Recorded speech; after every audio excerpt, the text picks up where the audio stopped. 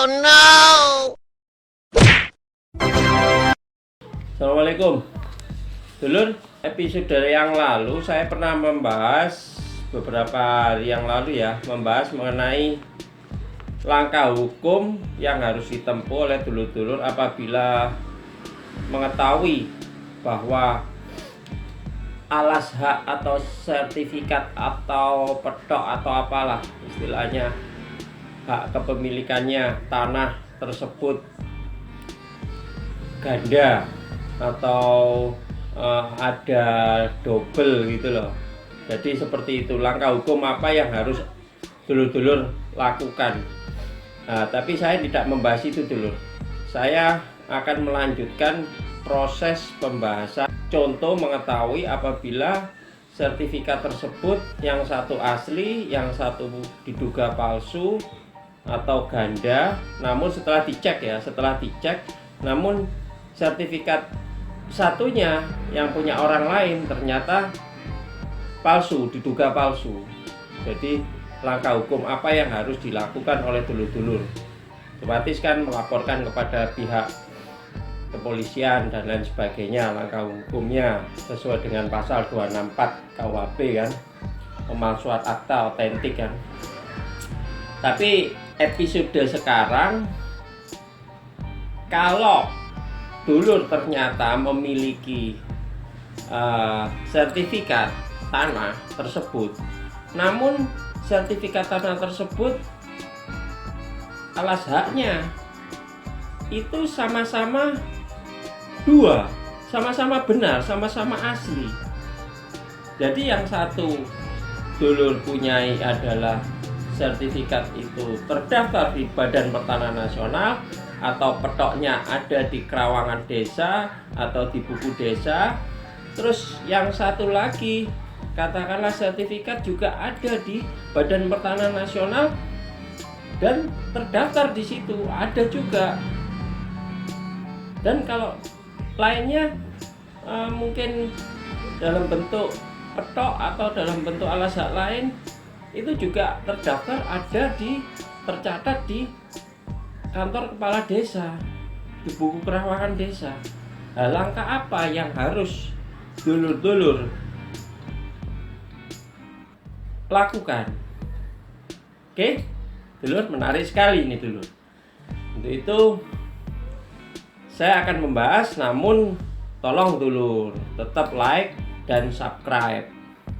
Bisa dulur share juga atau komen.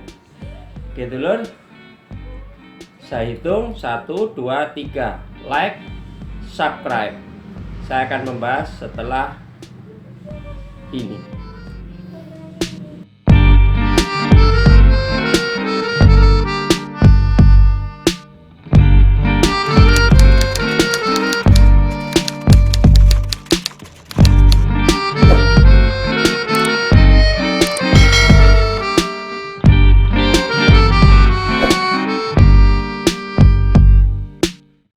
Pertanahan Nasional dalam bentuk sertifikat, yang satu juga terdaftar di Badan Pertanahan Nasional dalam bentuk sertifikat ya.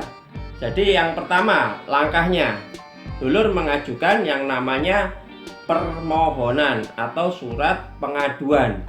Surat pengaduan tertulis, dialamatkan, ditujukan kepada Kepala Badan Pertanahan Nasional setempat, tembusannya Badan Pertanahan Nasional pusat, dan juga kepada Badan Pertanahan Nasional pusat atau Menteri Agraria, Tata Ruang dan Kota, Menteri Agraria Pusat Jakarta, atau Kepala Badan Pertanahan Nasional Pusat. Nanti dulur mengajukan pengaduan di situ.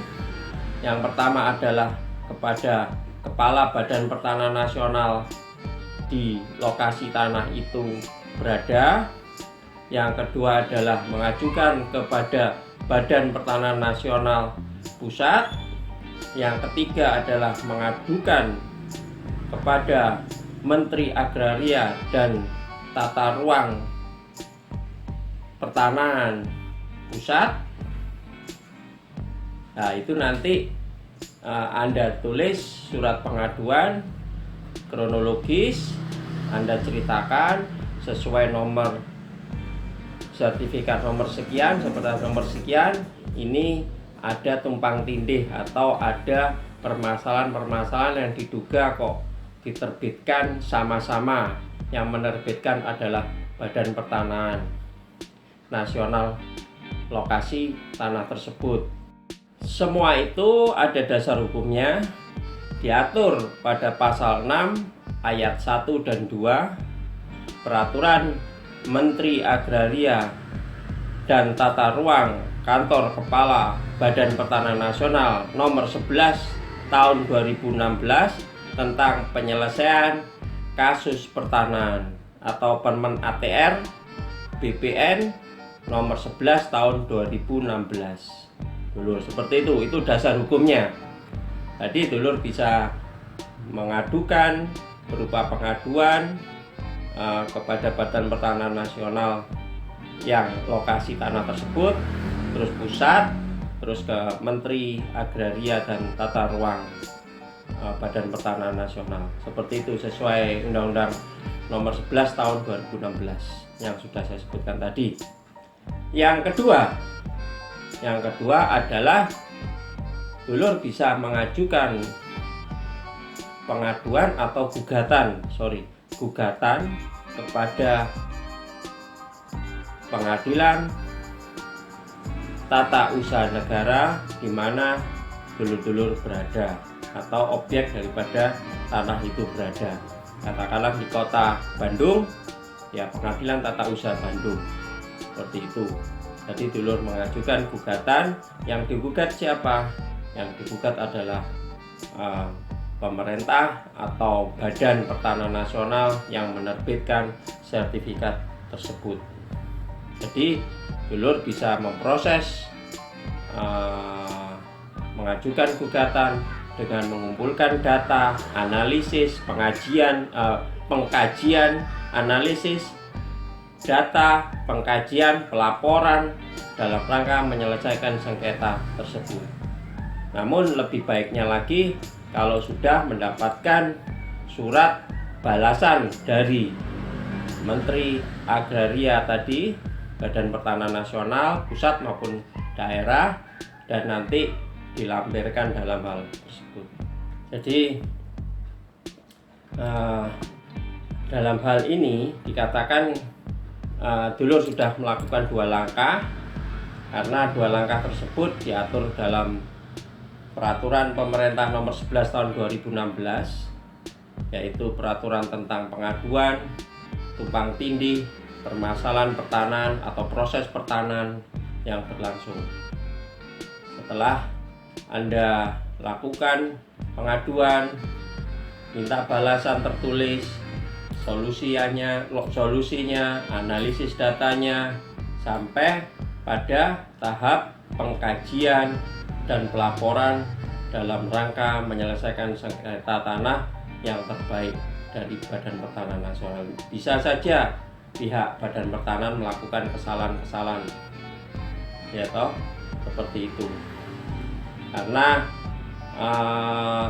sesuai dengan Permen tadi ATR BPN nomor 11 tahun 2016 menjelaskan bahwa dalam satu bidang tanah terdapat tumpang tindih sertifikat hak atas tanah, Menteri Agraria dan Tata Ruang, Kepala Badan Pertanahan Nasional atau Kepala Kantor Wilayah Badan Pertanahan Nasional sesuai kewenangannya menerbitkan keputusan pembatalan sertifikat. Jadi dua-duanya bisa dibatalkan dulu. Setelah itu harus ada analisa dulu, harus ada pengkajian, harus ada sumber-sumber yang benar, harus ada putusan daripada pengadilan, baru nanti diterbitkan sertifikat yang baru. Mana yang berhak untuk memperoleh sertifikat yang sebenarnya. Seperti itu. Saya kira semuanya juga diatur dalam Undang-Undang Nomor 51 Tahun 2009 tentang perubahan kedua Undang-Undang Nomor 5 Tahun 86 tentang Peradilan Tata Usaha Negara, atau tentang petun tentang keputusan pembatalan sertifikat tersebut. Ya, jadi sekarang dulur tahu, sekarang dulur paham, sebagai pengalaman saja, sebagai informasi saja. Yang episode yang lalu, kalau seandainya ada alas hak atau surat tanah tersebut ada ganda, namun harus dilangkah-langkah, harus dicek ke Badan Pertanahan, atau belum sertifikat dicek ke kantor kepala desa. Tapi untuk episode sekarang, apabila sertifikat tersebut terjadi tumpang tindih, sama halnya dengan apabila belum bersertifikat, ternyata di sebelum sertifikat dalam artian masih petok, masih letter, masih sporadik dan lain sebagainya, masih yang dikuasai oleh, atau dalam artian masih berperannya kepala desa atau kepala kelurahan, biasanya nanti dulur akan mengajukan gugatan kepada kepala desa setempat. Tembusannya adalah kepala daerah, wali kota, atau bupati setempat. Nanti pengajuannya seperti itu, gugatan seperti biasa, atau gugatan baik itu gugatan perbuatan melawan hukum atau gugatan peradilan tata usaha negara. Saya kira cukup sekian, menambah wawasan, menambah informasi, menambah pengetahuan. Mudah-mudahan bermanfaat. Oke dulur, wassalamualaikum warahmatullahi wabarakatuh. Jangan lupa, kalau dulur kurang jelas bisa menanyakan ke WA saya 08383673557. Kita saling-saling memberikan informasi, kita saling-saling bertukar pikiran, kita saling-saling belajar, kita memberikan ilmu, saling-saling memberikan ilmu. Mungkin di luar sana, mungkin kata-kata saya yang kurang jelas atau mungkin saya salah berucap, mohon dimaafkan. Jangan lupa like dan subscribe. Jangan lupa Pojok Hukum. Salam Pojok Hukum.